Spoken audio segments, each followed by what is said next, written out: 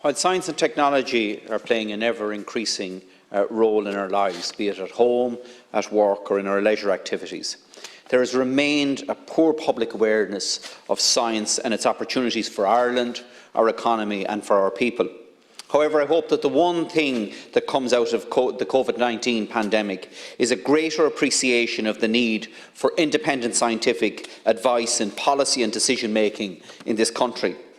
Minister, science in Ireland is at a crossroads, and the decisions made by the Government over the next 13 months will have the potential to be transformative in terms of both scientific and societal impact for a generation to come.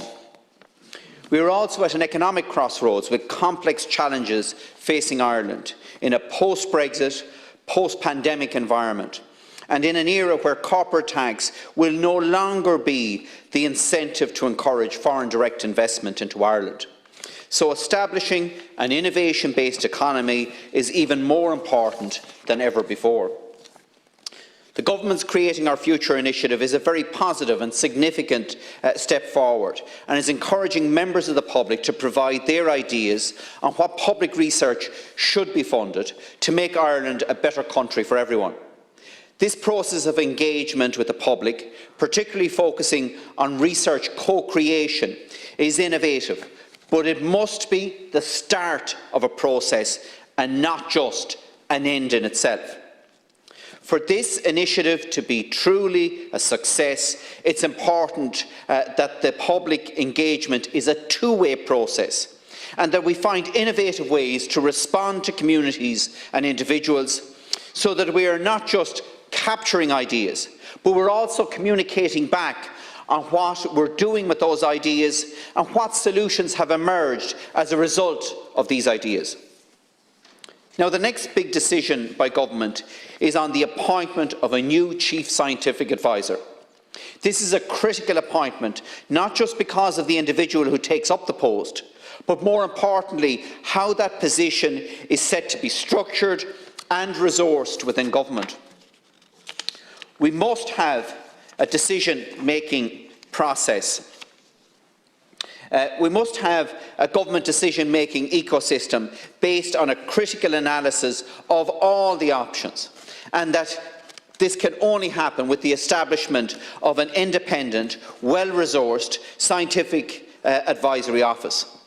The remit of the Office of the Chief Scientific Advisor needs to be expanded to become a three-lane bridge between policymakers and science, providing independent, evidence-based insights into the Irish policy-making system, including both government and the Oireachtas.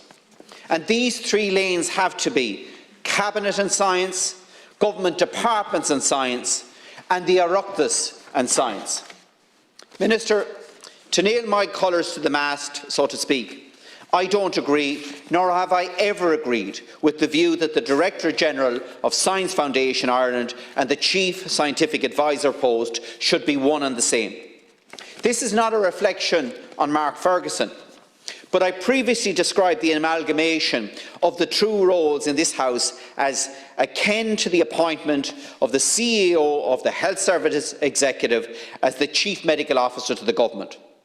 This would not work in the health area and will not work in the science area either. That was 7 years ago, and I believe that many can now fully relate to my analogy back then. And I'm glad that the Minister has confirmed here tonight that the one individual will no longer hold both offices.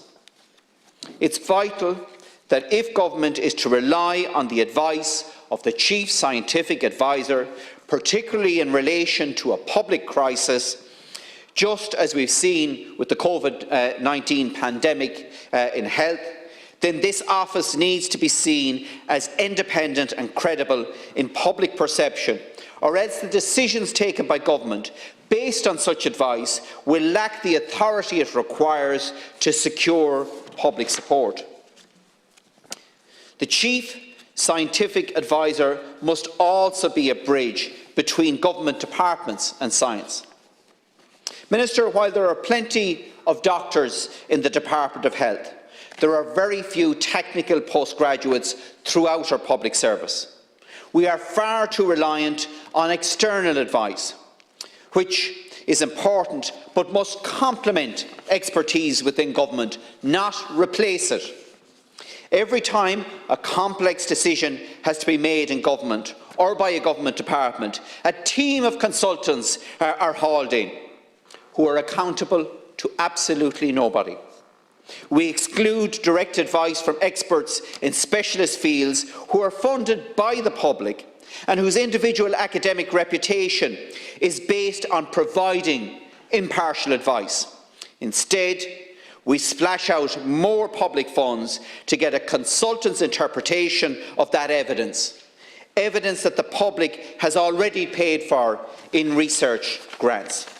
Right across our public service, we need focused incentives for those within the public service to upskill and to attract analytical skills into government departments, thus providing a better understanding of technical advice. This needs to be stitched into the public service reform programme, or else we'll continue to pay lip service to reform. We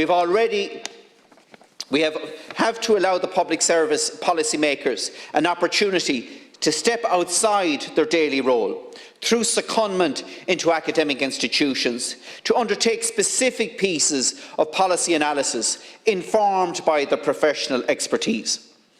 Without the ingraining of critical thinking into public service reform, we are just waiting for another groupthink disaster to happen. And sadly today, we're all paying for that approach to our banking system.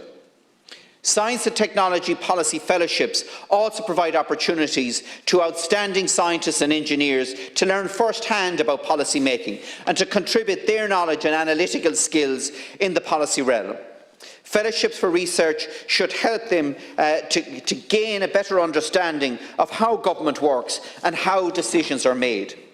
The research community needs to appreciate that policymakers need the best available advice at that point in time, not the perfect result in some academic paper in 5 years' time.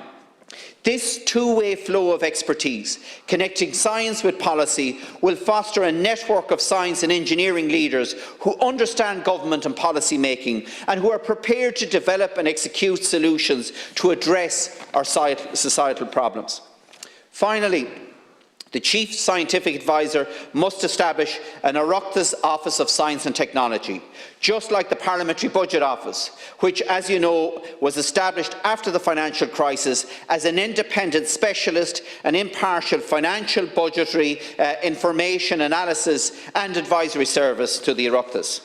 Sadly, today there are many instances of alternative thinking here in Dáil Éireann just being shot down, and often condescendingly so, just because they're not in line with the agreed narrative on the issue.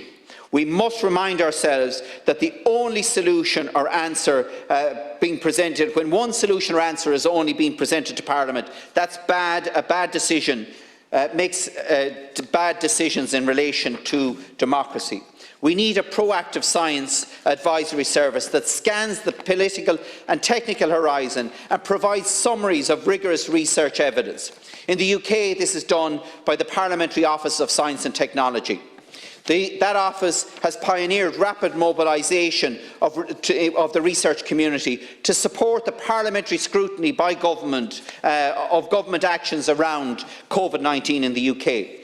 Interestingly, that office carried out research in 2017, finding that the parliamentary system in the UK only infrequently